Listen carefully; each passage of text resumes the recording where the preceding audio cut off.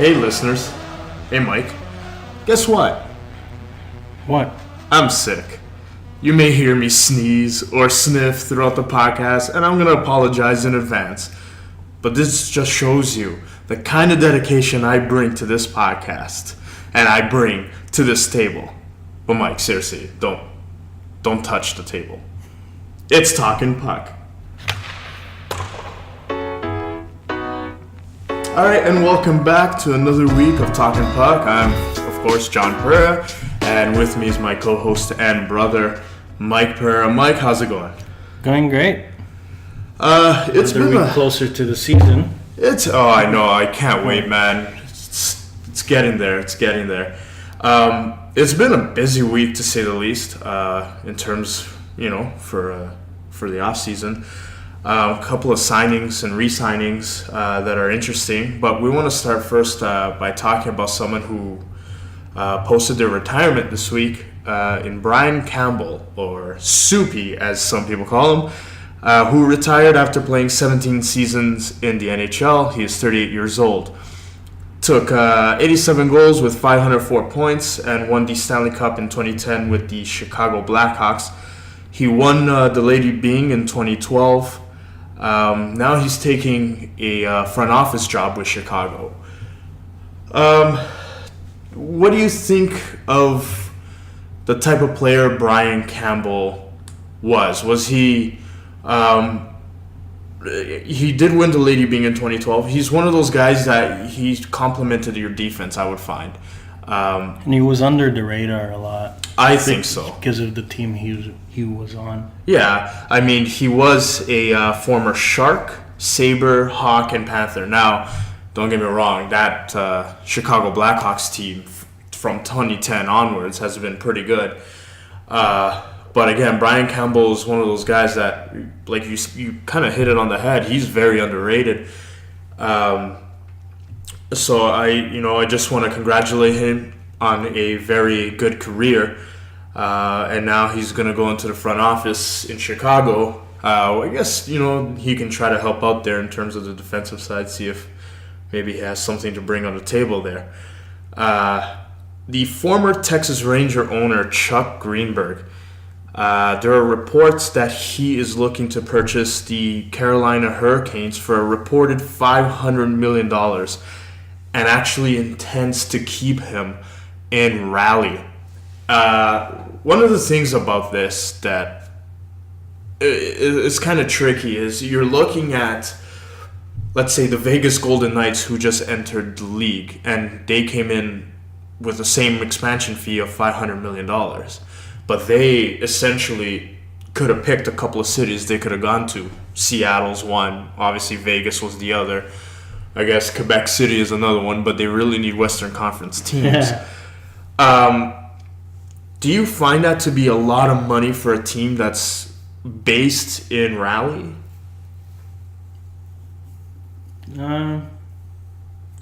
That's the thing. I don't know about their fan base over there. 'Cause I don't follow them too much, but they had a good fan base when they did the Stanley Cup run. Sure. I guess it's just everyone jumps the bandwagon, right? Right. But especially for your city.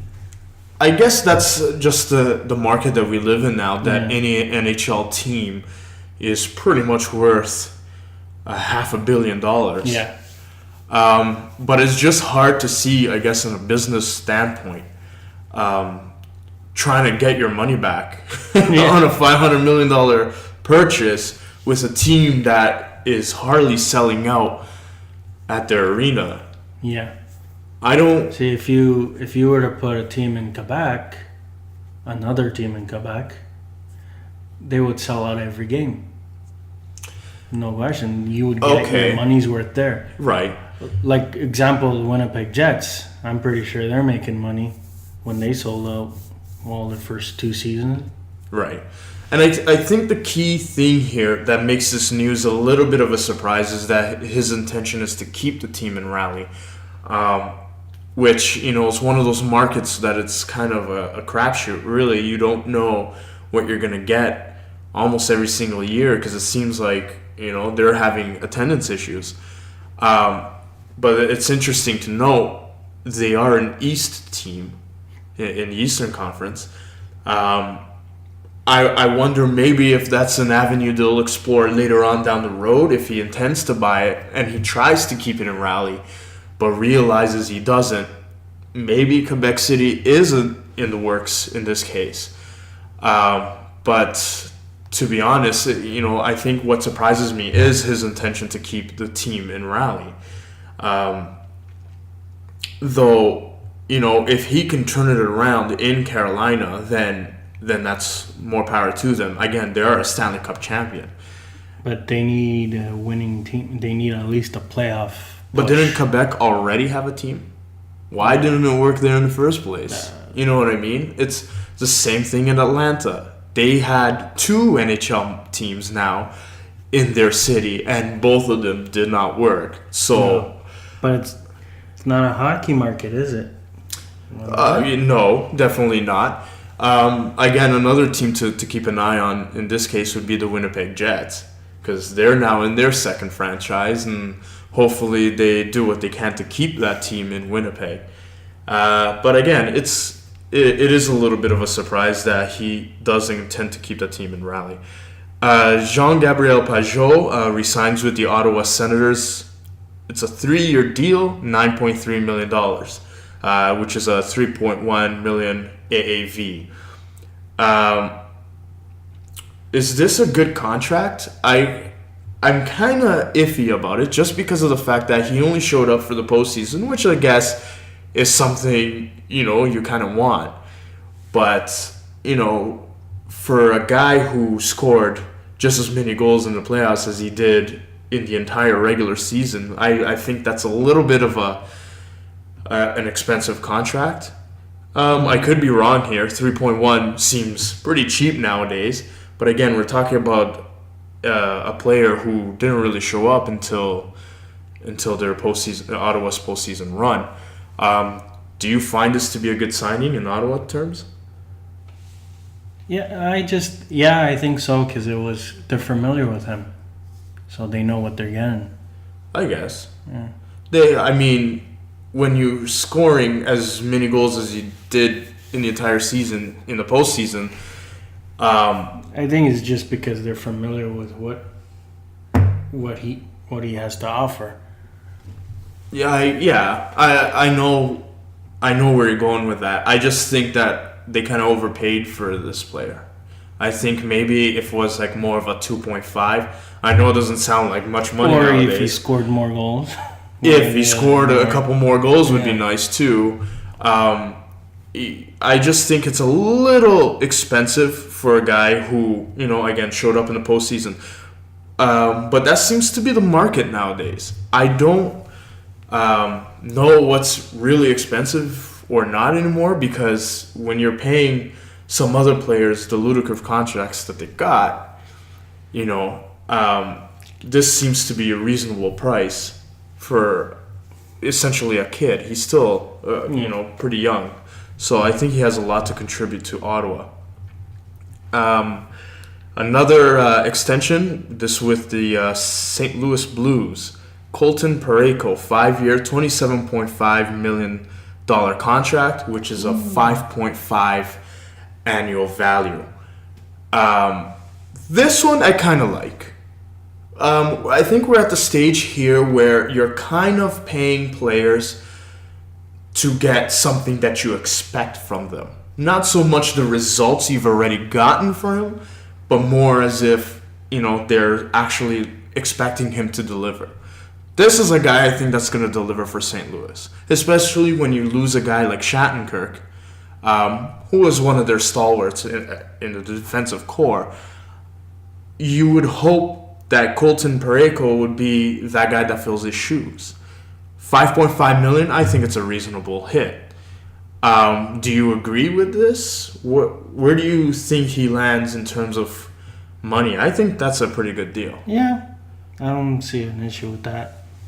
Because after they lost Shattenkirk, right? Yeah, they traded Shattenkirk. Was it at the trade deadline? Trade deadline to Washington, wasn't it? Was Washington. Yeah. That didn't pan out. Now he signed with the Rangers. With New York. Yeah. So now that they don't have that main guy either, except for Peter Angelo, right? Yeah. He's their. I think they're number 2. I think it's a good deal.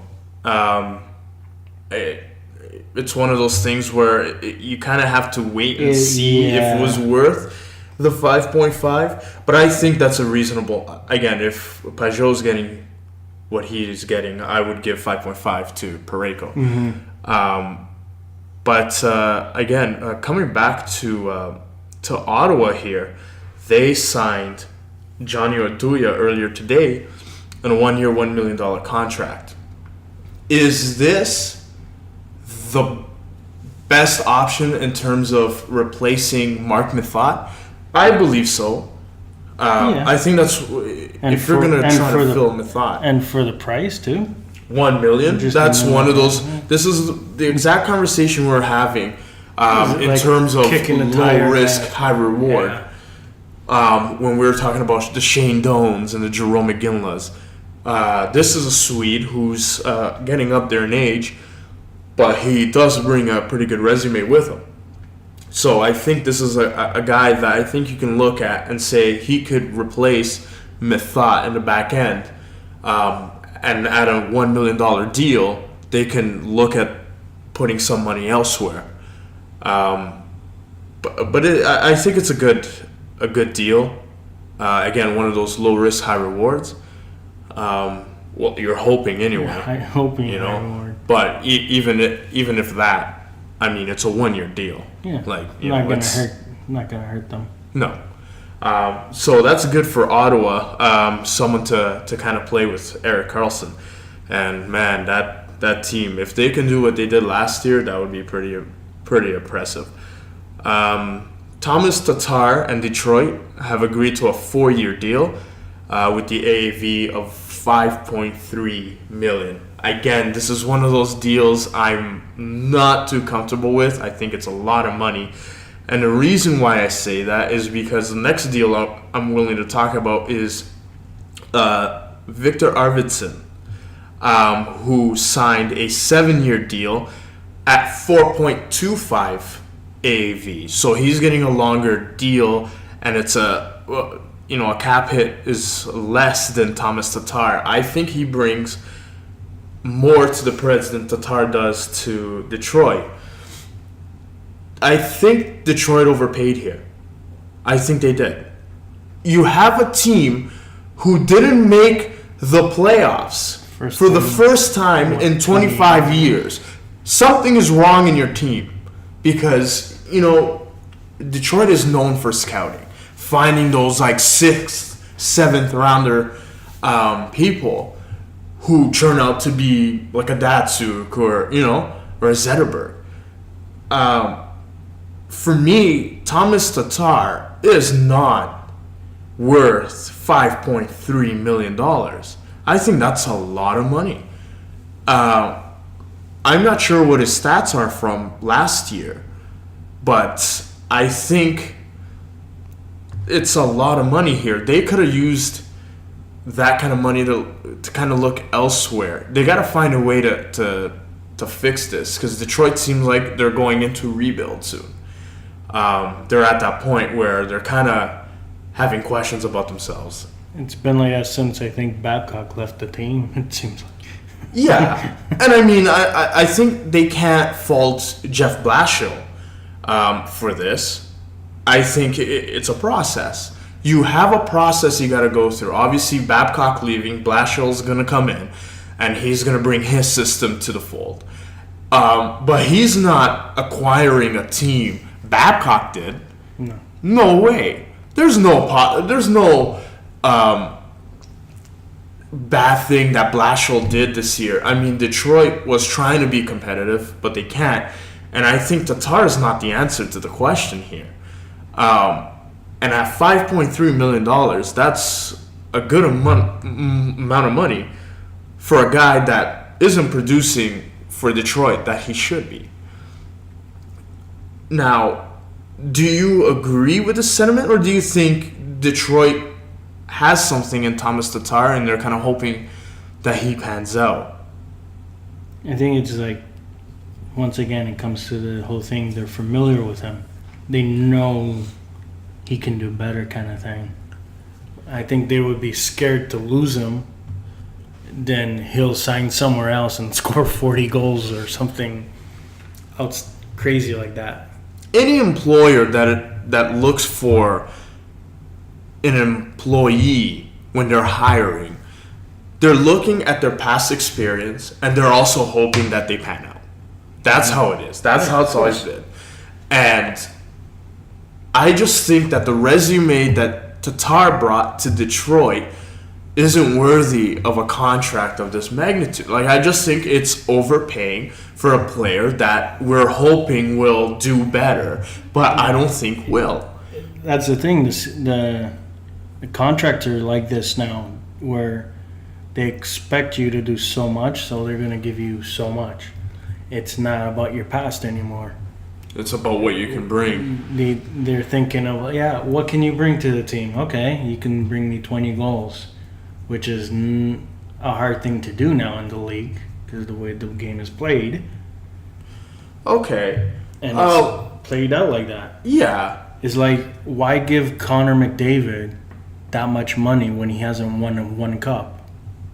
Right? Yeah, I get it. There's that potential where he can, we don't know, he'll score 100 points next season, 100 points after that, and 100 points after that. We assume he will because it's Connor McDavid, right? Of course. But that's the thing, is like why not give Crosby the 12.5, right? Yeah. Now look at the year Crosby had, and like they wouldn't be able to afford some of the players they have now if Crosby was eating up a $12.5 million contract. Pay Malkin when it's 9. Yeah, Malkin's at 9. Yeah, I think just over 9, and Crosby's at his 8.7 because he does everything 87. 87. But it's interesting to see because when you look at a guy like Connor McDavid and you say to yourself, okay, this guy's worth $12.5 million and he hasn't brought a cup. Yeah, it's a potential. You're hoping he does bring a cup. Yeah. But let's say, for example, Connor McDavid does deliver. You're looking at a guy who delivered on his promise. But even if he didn't deliver, if he brought 100 goals or 100 points, and next year he brings 95 points or 90 points or 100, like he stays at a consistent rate, is that not already worth the $12.5 million? Like, even if he doesn't bring the cup to Edmonton, I know that's the ultimate goal, but you also want a player that will always be producing. You got some players who will produce 1 year. We've seen this happen so many times. We've seen Philadelphia sign Ilya Bryzgalov in a ludicrous contract on basis of what he did 1 year ago. And that did not pan out at all. They're still going to be paying him for a while. Yeah. So, even if he does stay consistent to where he is now, is that not worth your $12.5 million? If he scores 100 points a season, it's worth it. I would agree so. Thomas Tatar isn't going to bring half the points that he's going to bring, that Connor McDavid does to Edmonton, that he's going to bring to Detroit. Maybe, maybe not. I'm not sure. I think it's a gamble here. It's this is one of those high risk, I wouldn't say a high reward. I think there's average. I would say an average. I'll give him that. I'll give Thomas Tatar some credit. He obviously got them to 5.3, so that says something about Thomas Tatar. Like, I'm not saying that he's their best player. Looking at their roster, who leads in that team in terms of points from last year? Like, I just can't see it being Thomas Tatar. I could be wrong, but I just can't see it. Not at $5.3 million. What was his points even? I have to look it up because now even I'm questioning it. But I think Detroit looked at it and said, we don't have much option here. We have to kind of go after this guy or else we're going to lose him. And they were scared to lose him. That's what it was. Yeah, but you're telling me they couldn't find someone of equal value, or maybe even less, in free agency? I just think something is up there. I'm not sure. Maybe Detroit has, maybe they know something that we don't. Maybe they got something up their sleeve. Maybe they saw him in camp and stuff, or saw him skate, and maybe they. According to my sources, he's got 46 points, 25 goals, 21 assists. So he didn't even bring half of what McDavid brought. Yeah. Right? So, I mean, this is not half of what McDavid is bringing home, but even then, he haven't touched 50 points yet. Yeah. From last year. But that's the thing. It's probably difficult to find that one player that can score you 40 points. And that's why Detroit was scared. They're like, let's pay this guy good, because last 2 seasons he got over 40 points. Right. And they were scared of losing him. Like, it's hard. Nowadays, it's not easy, I'll give them that. Yeah. You're right. I think that's what it is. It's that they're familiar with him. Then I guess the options out there, unless you're going to pick up a big name player. That's true. They don't have it, right? Yeah. I think Detroit's at that stage where they're kind of on the fence about whether they're going to start rebuilding, or if they think they can find some players that can kind of help out solve their situation earlier. I don't know. I just hope they don't jump the gun. If they need to rebuild, let them rebuild. I think a 25 playoff appearance run is a big enough record. You know what I mean? Like, it's time to rebuild in Detroit. No, they got the new arena anyway. So. They got a new arena. I think this is a perfect way to start and look at building a new team. There's some good players there. I just think they have to kind of look at development and see scout some other players, because that's the one thing Detroit is known for. They can scout players like no other team. So I wouldn't be surprised if they were going to be a team to pick up some really good draft picks in the next couple of years. Going back to the Arvidsson deal with the Predators, is this not a sweet deal? I think this is a fantastic deal. We're talking about Arvidsson here, 4.25 AAV for 7 years. He tied in goals with the team for 31, which was tied with Philip Forsberg, and 61 points with Ryan Johansson. This is a contract. I think Nashville scored some really good gold here in terms of a deal with a certain player, because this kid can play. And he's going to play for the next 7 years in Nashville. And this is going to keep them competitive. Now they have Nick Bonino, so we don't know for certain. But, I mean, they're going to be a competitive team for the next couple of years. You look at this team, and now that they locked up Arvidsson, and, you got Forsberg, you got Johansson, you got those players, I think this is a team that we cannot take lightly anymore. They made it to the finals last year. They kind of showed everybody the stuff that they got. So, by doing this deal, I think Nashville just kind of solidified themselves as a contender out of the West. Do you agree with this? Or do you still think this is a Chicago Blackhawk conference and they're going to kind of come back from the sweep that they got last year? Well, I think Chicago is going to wake up. Something's going to happen there. But, yeah, and Nashville, it's a serious team. They haven't changed much. Who out of the West do you see coming out better than Nashville? I don't see it. No. I don't see it. I don't know where you're going to find a better team out of the West unless you make some moves right now. You can't. There's no way that anyone's I don't think, can beat Nashville at this point. I don't even think...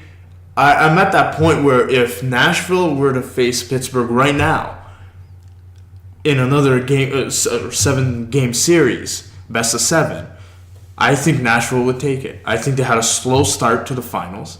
I think they weren't playing with the same kind of, I want to say, attitude that they were when they were playing the teams out of the West. I think they kind of took Penguins lightly. I thought Penguins outskated them. I think they didn't think they were going to be that fast. So now that they know what the Penguins can bring, I can't see, but I'm still looking at the West here, I can't see any team out of the West that would probably do better than Nashville. I can't. Out of the East is still a kind of a toss-up. You got your Pittsburgh. Ottawa's another kind of team that surprised us last year. And you don't know what New York will bring, the Rangers. But they got a really, really short window here. Lundqvist is not getting any younger out there. They need to find something. They need to find it fast. But I do agree Rangers are another team to look at. Since you're talking about the West, I'm saying that you watch out for the Calgary Flames. The Flames. I think if they're one veteran player away from making a serious playoff push, need like a key player. I don't know who. Jerome McGinley. Come back to Calgary. If there was a button for that right now, I can't see why they wouldn't sign that Calgary team. If it was a short, that speed. Yeah, and now McGinley wouldn't they produce speed. That's for sure. And they got that goaltending now that been better than a lot of years. Mike Smith. See, I'm curious about because Mike Smith in Arizona, he would play games where he would save like 50 shots and still. He stole the show. He was Arizona's best player, I think, hands down, aside from Ekman Larsson. And now that he's gonna get goals with the team that the Flames have.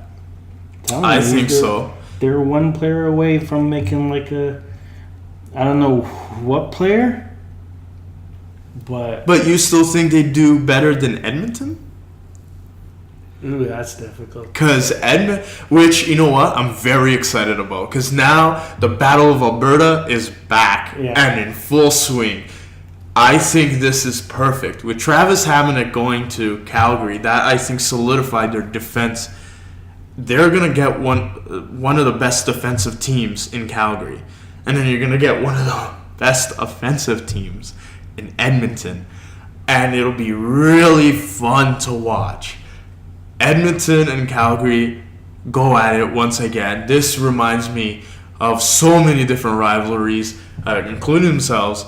I just can't think of a time where both of these teams were so good in one shot. And I think this is going to rekindle the rivalry between Calgary and Edmonton. I'm just curious. You're talking here about the goaltending in Calgary, and I do agree that Mike Smith is a guy that's going to solidify the goaltending issues. My kind of concern is he is much older. Yeah, he stole a bunch of games for Arizona. I just think maybe we could have gone for a younger goalie. He can still do it. I don't see a lot of goalies saving 40, 50 shots on a losing cause. I mean, now granted, with the Calgary defense in front of him, he's not going to face nowhere near the number of shots he's faced in Arizona. That I can guarantee you. But now that's where he's more likely to succeed with more wins. But do you think that you would be comfortable knowing if you're going up against a Connor McDavid-led team with Draisaitl and all them, do you see yourself saying the same thing you are now? Do you say to yourself, Mike Smith is still that number one guy? Oh yeah. In this, for a league like that. Wow. In the league, yeah. I don't know. I'm kind of curious. It'll be interesting to see because last year they had the Brian Elliott debacle going on. They kind of brought him in thinking he was going to be of St. Louis form. and he was nowhere near it. So it would be interesting to see if Mike Smith is going to pan out in a Calgary Flame uniform. So that was a big signing. We're kind of went on a tangent from Arvidsson here, but another one I like to talk about, kind of an underrated defenseman out of Pittsburgh, is Brian Dumoulin, signing a 6-year, $4.1 AAV contract. Another sweet deal. Again, this beats the Detroit Tatar deal any day. Dumoulin. You really have a thing for Tatar. For me, I just don't get it. I don't get 5.3 for Tatar. I don't get it. But I think this is a healthy contract with Dumoulin staying with the Penguins for 6 years at 4.1. It's one of those contracts where it's a great deal. You're getting a great defenseman out of it. And even if, let's say, because Pittsburgh is looking at that dynamic dual team we were talking about last week, it's one of those contracts where I think teams wouldn't be hesitant to kind of trade for. You know what I mean? It's like one of those contracts you're willing to take the hit. Maybe Pittsburgh won't even have to retain any salary if eventually that comes to that road. So that's a good thing for the Pittsburgh Penguins and Brian Dumoulin. I want to kind of get into our segment that I really enjoy talking about is take the shot, make the pass. And once again, take the shot if you agree, if you would do it, and so make the pass, obviously you would decline. One of the big things we're talking about here in the off season is obviously the amount of money that's going towards players. Again, the Connor McDavid deals and the Leon Draisaitl deals and stuff like that. I'm interested to know where you stand in terms of paying coaches over $5 million per year. Now, again, this doesn't count against the team's salary cap, so obviously that's something that you don't need to worry about. But the reason why I bring it up is because one of the coaches that I'm about to bring up, his deal, which is a 5-year, $10 million deal, is coming up at the end of the next year. And this coach is a 2-time Jack Adams Award winner. And I'm talking about everybody's favorite coach, John Tortorella. Now, we're talking here about a coach, you got to remember, who had possibly the worst experience in Vancouver. This is where he signed that deal. It was $10 million for 5 years. So it was a $2 million AAV. Now, you're looking at a guy who just won a Jack Adams Award. And he's a Stanley Cup winner. Mm-hmm. So, Mike, do you think John Tortorella is now worth more than $5 million a year? Now, think about the names I'm about to hit at you right now. We got Mike Babcock, $6.25 million out of Toronto. I think we can say that's worth it. Is it not? Yeah. I would say so. Now, Joel Quenneville out of Chicago, $6 million. This one is one of those things where, do you think maybe the coach is just kind of lucky to be in a spot where he is because he's got Taves and Kane and all those players, the supporting cast around him? Because you're now starting to see Chicago struggle a little bit. Joel Quenneville is one of those question marks, I think, for $6 million. Would you pay $6 million for Joel Quenneville? Yeah. You would? Look at the experience. Look what he did with Chicago. I know. I just think part of that is sort of luck when you're coming into a team where you have players of that dynamic. We're also looking at Claude Julien, $5 million out of Montreal. Again, would you pay $5 million for Claude Julien? Now, this one's going to hit a little bit close to home for you because you're a Habs fan. So I'm curious to see, is Claude Julien a guy... he he's a good coach. I'm not going to say he's a great coach. I think he's a good coach. Winner. He won it once, which is more than some other people have, but I'm certainly not going to win one. But Claude Julien at $5 million, that seems a little bit pricey. I think so. It'll be curious to see what he's going to do with Montreal. But where do you see Julien as a $5 million coach? Yeah. With what's available out there, and that he's a Stanley Cup. He's a good coach. In a team like Montreal, would you not want John Tortorella? I would be, because we looked at the coaches. If you look at the coaches Montreal has have, everybody, most of them want to be francophone coaches, and I get that. But wouldn't you want to bring in a guy like John Tortorella? I feel like Montreal is missing something from their personality. I feel like they're the shy kid at the corner of the room.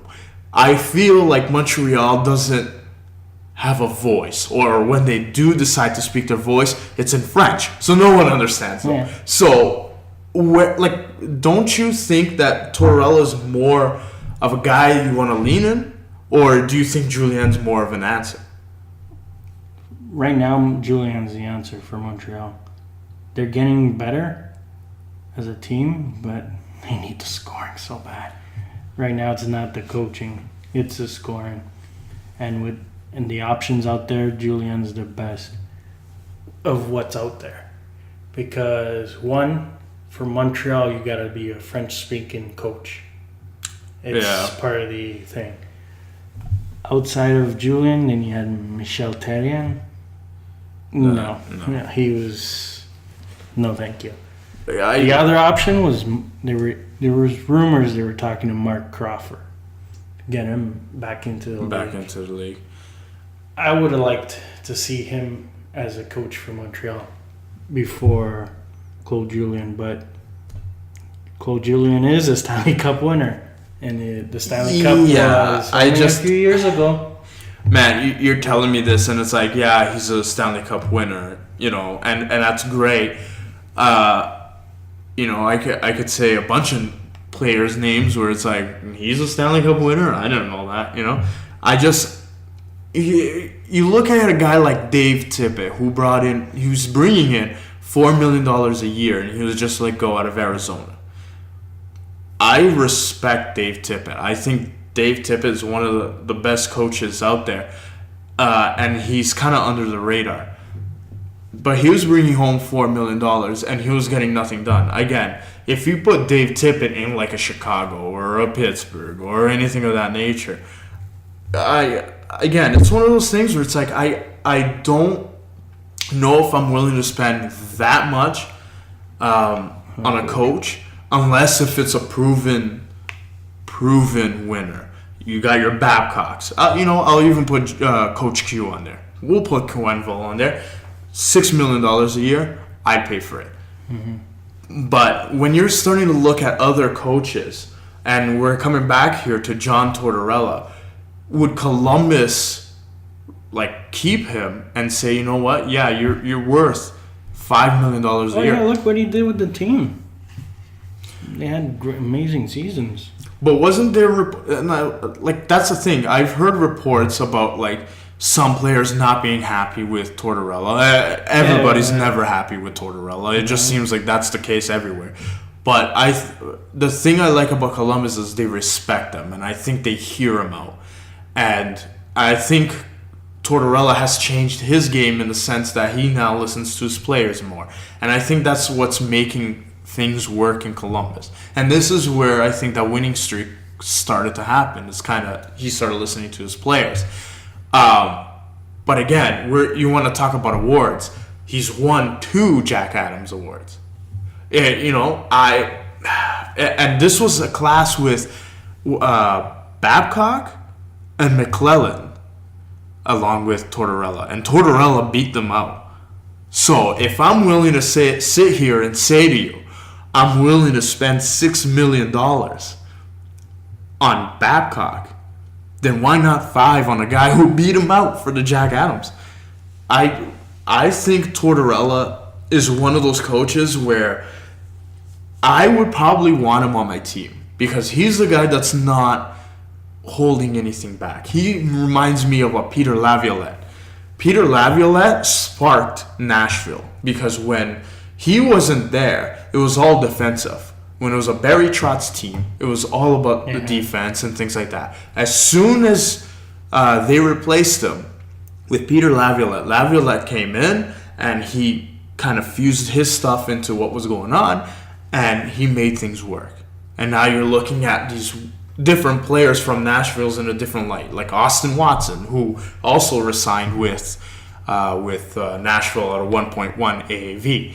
So for me, having a guy like Tortorella on my team, someone who isn't afraid to speak their minds, say it in their comfort level, much like Peter Laviolette will, I think that's what brings a team spark. And I think that's what Montreal is missing. You had a coach like Therrien. You have a coach like Julien Therrien. All these guys who are francophone coaches, but it seems like they're soft-spoken. Mind you, I'm not there in the locker room with them during the intermissions and stuff. I don't know. But when you watch them on the bench, you can tell who has a more vocal authority on their bench than some others. And I just find that when you're looking at a guy like Claude Julien, you're not getting that. He lasted so long in Boston, which makes no sense to me, because Boston won one cup with him. One!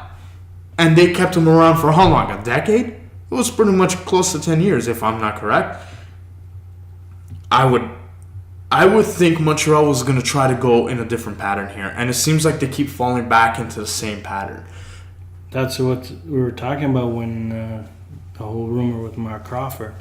Like, okay, they're going to go something a little bit different because it was a different coaching style than Julien and Therrien. But, like, is it a rule for them that they must get a francophone coach? I guess obviously for the media and stuff, but can they not just get like a translator? Like, does that not exist anymore? Every year their coaches always spoke French. If you see all the way back, coaches for years now, gotta be French speaking. But that the players don't have to be. So you would rather have a French speaking coach than a guy who's a proven winner?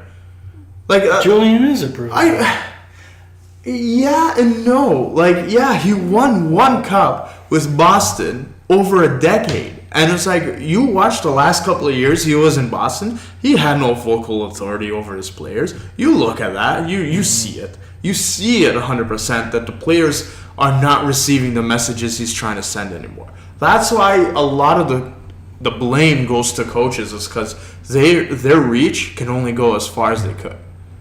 And I think that's what's wrong with the NHL, is they're so fast to let go of the coach and find a new coach. Look at Buffalo.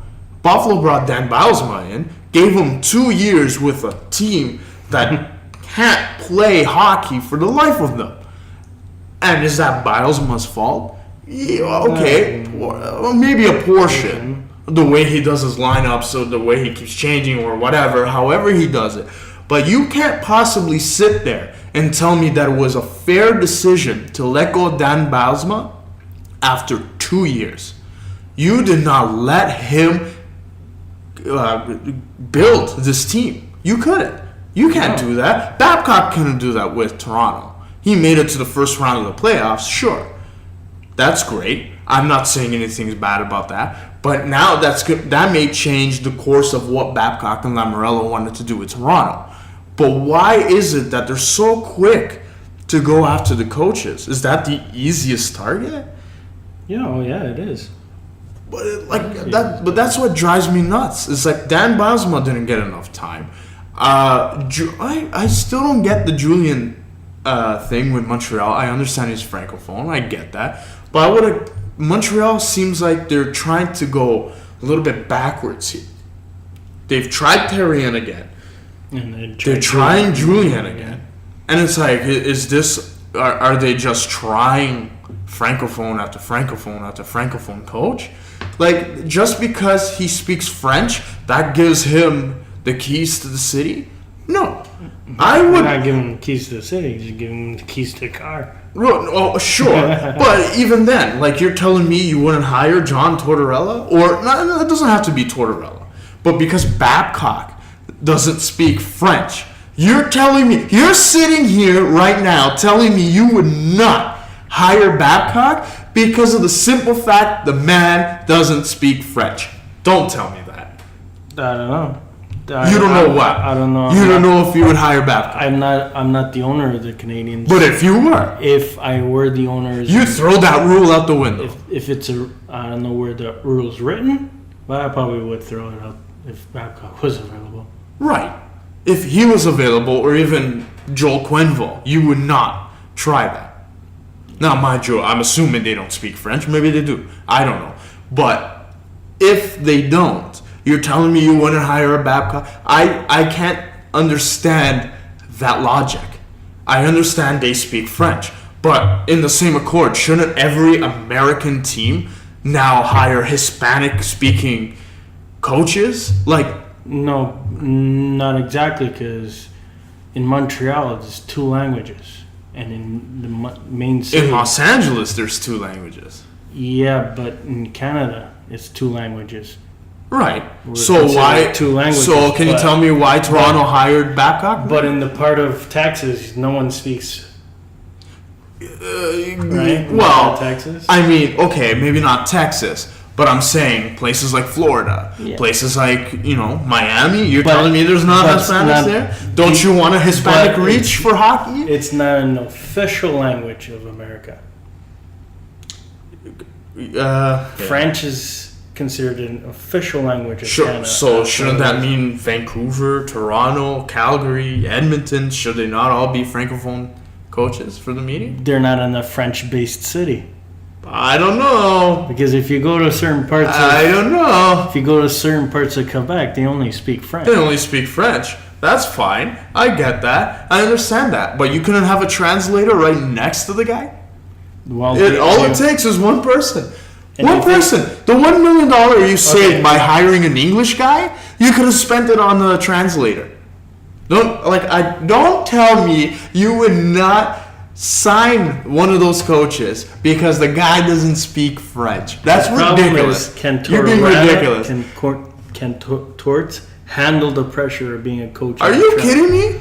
Did you not see what he did with New York Rangers? With one of the I don't know who he was, one of the writers there, one of the columnists. He gave him like crap all the time. All the time. This is John Tortorella. He doesn't care what you think. He doesn't care what I think. He doesn't care what anybody thinks. He's John Tortorella. The guy came off one of the worst possible seasons for Vancouver. The worst. And he came back. No one wanted to throw him a bone. Columbus decided to bring him. Everybody ridiculed Columbus. Everybody was on them because it's like, oh, John Tortorella. What is this guy about? Like, he's not going to do anything for Columbus. And sure enough, he won the Jack Adams. So don't tell me that you wouldn't hire the guy because he doesn't speak French. I didn't say you would do it. I would do it. Yeah. I do it 100% of the time. Montreal needs to wake up. Like, wake up yesterday. Not their coach.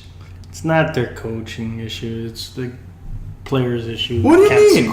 What do you mean? It's not a coaching issue? You guys fired Julian already. I mean, you guys. But, you guys already had him once. It didn't work. So now you want to try again? He was a rookie coach then. And now he's got the experience and he won a cup. Now we give it a shot. Now with a totally different team. A team that still can't score. Well, that's what I mean.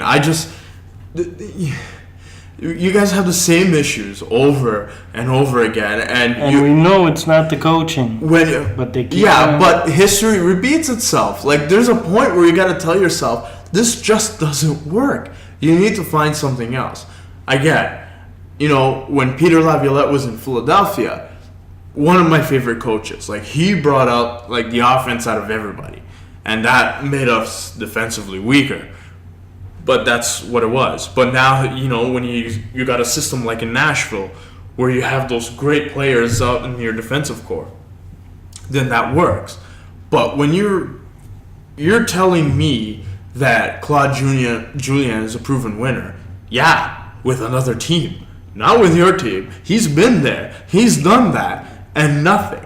And it's the same problem every year in Montreal. It is the same problems every year in other places. Philadelphia's goaltending issues. Montreal can't score.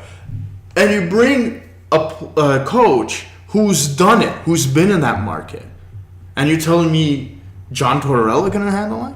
John Tortorella can handle it.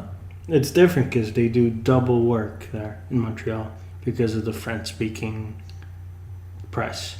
Hire a translator. Okay. That's all you have to do. This is not rocket science. I don't understand. It's a rule. I don't write the rules. If Julien was giving, you're paying Julien $5 million because he speaks French. Don't give me that. Because you could give, let's say, $4 million. If you double salary of John Tortorella right now, you'd save $1 million than what you're spending on Julien. And you could use that $1 million to go get yourself a translator. Someone who speaks both English and French. And say, this is what the coach just said in French. Like, is that not logic? Why does the coach have to be Francophone? It doesn't make any sense. It's just an unwritten rule. That's all it is. Well, take that unwritten rule out of the code. Like, they're following the same footsteps as they have before, and it's not working. They need to adjust. They need to find something new. If that's the case, shouldn't the players all be Francophone as well? It's not the coach. It's the scoring. They can't score. Okay, but at the same time, it's like, it's the scoring. It's not the coach. It's not the coach. But who gets the first blame? The coach. The coach gets the first blame. That's just how the hockey world is. Who always gets the first firing? Who's on the hot seat first? The coach or the player? The coach. Because you can always replace someone. Usually the coach, and then it's the captain. Exactly. Well, you're telling me if you're having issues scoring, you trade Sidney Crosby? You wouldn't trade Sidney Crosby. No, in Montreal. I'm talking about Montreal. I'm not talking about Pittsburgh. Okay. But you're just saying if it's not the coach, it's the captain. Yeah, in Montreal, it's the captain. Sure. That's what I'm okay. Saying. But there's a couple of years there where, Saku Koivu, you wouldn't trade Saku Koivu. He was the heart of the team. He was the heart of the team. He was the PK Subban. Yeah. Like, he was the guy. You know what I mean? And that's what just bugs my mind, man. Because it's like the players don't have to be Francophone, but the coach has to be. Yeah, because they speak to the press. So does the players. They don't do 2 press conferences. The coach for the Montreal Canadiens do 2 press conferences every game day. Okay. At least 2. One in French and one in English. That's because of the French. Montreal needs to wake up. Wake up, Montreal. What's going on here? It's not their coaching. It's their goal scoring. So, anyways, would you take the shots or would you make the pass on paying $5 million for a guy? Take a chance. You would take the chance? Take the shot. Right on, bud. I would too. I couldn't see why. If you get a guy like Tortorella, you want to take the chance. One thing I wanted to discuss before we go, the NHL. Now, this is all reports, so I can't confirm nor deny or anything of that nature that this is real. But there has been a lot of reports that the NHL has a secret backup schedule because they're thinking that there still is a chance that NHL players go to South Korea. Oh, man. What do you make of this? Do you think that the NHL is still considering going to the Olympics here? Yeah, I think so. I think Gary Bettman has a soft spot somewhere, and he's considering. But obviously, the NHL has been having a lot of issues with the Olympic Committee, and what bothers me is if the NHL has said no, that's the end of it. Like, it should be a hard fact no. If you made yourself a deadline and you said we can't make a deal with the IOC by now, by this certain date, then we're posting the schedule and so be it.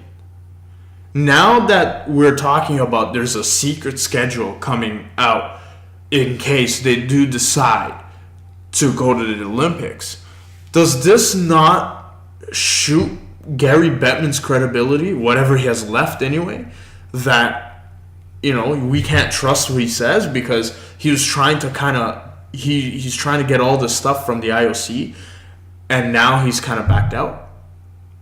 Like, the man's hated already anyway. So. Yeah, he's definitely hated. I'm not going to say he's not hated. He's definitely hated. But at the same time, some of the stuff I did agree. Like, they're talking about, like, the IOC not allowing, like TV, media, to post, like, IOC stuff. Mm-hmm. Like the Sidney Crosby golden goal. Like, if you try... Tim and Sid have brought this up, where they can't show it on the show, that the Sidney Crosby golden goal, because the IOC doesn't allow it. And it's like... Because it belongs to... Yeah. Right. But, and the NHL, that's one of the things they're trying to fight. So it's like, that's... You know what? For everything that they say wrong about Gary Bettman, it's like the NHL was trying here to do some work here with the IOC, and the IOC wasn't responding. So it's not just the NHL here. It's on both ends of the spectrum here. But for the NHL to make a secret schedule and be like, just in case we decide we're going to go to the Olympics. Gives you hope they're going to the Olympics. Yeah, but now it's like, I don't know if that loses credibility for Gary Bettman or that makes Gary Bettman a better person because it's like, hey, I just got you guys the Olympics. It'll be interesting to see what happens between now and before the season starts, because they technically already posted out the schedule. So now if they turn around and say, oh, we're going to change it now because we decided to go to the Olympics, I don't know. I don't know if that puts Gary Bettman in a good light or in a bad, because at the end of the day, he was trying to fight for something, and if he didn't get it and he changed his mind, that loses credibility, in my opinion. But if he brings the NHL players to the Olympics, he's also my hero. So how does that work? I don't understand how that works, because now I get to see real good players on the Olympic level. And isn't that what we all want? Like, I just can't see myself watching Olympic hockey, Team Canada, without, Sidney Crosby and Jonathan Toews, Jerome McGinley. I don't know if that's still happening. Man, I really think he was like Captain Canada until like Sidney Crosby. Even after Sidney Crosby, he's still that guy to me. So I just wanted to kind of say my piece about this, because I just wanted to make sure the NHL knew that, they knew that they were going to have issues, and they knew that, you're not going to get everything you need. But if you're going to make yourself a deadline and you pass that deadline and you haven't worked out a deal, in my opinion, it's done. It should have been done. It should have been buried. This Olympic stuff should already be on the back of people's minds, because now you're just making things worse. So if anything happens from here on in and, someone says, oh, you know what, the NHL is going to the Olympics, and then get closer to the Olympics, they decided they're going to go against it because they're still going to work out a deal. It's like, well, that just makes things worse, because it's now refreshed in everybody's minds that the Olympics is not going to have NHL. So, I don't know. Gary Bettman, whatever he does, he's hated anyway. So, I mean, you could do what you want, I guess. But that's my piece on that. So, I would just want to thank everybody for tuning in once again for another episode of Talkin Puck. You can definitely follow us on social media at Talkin Puck, and this is through Instagram and Twitter. You can also go into our website at talkinpuck.com, Once again, for my brother and co-host Mike Pereira, I'm John Pereira, and this has been Talkin' Puck. Have a great week.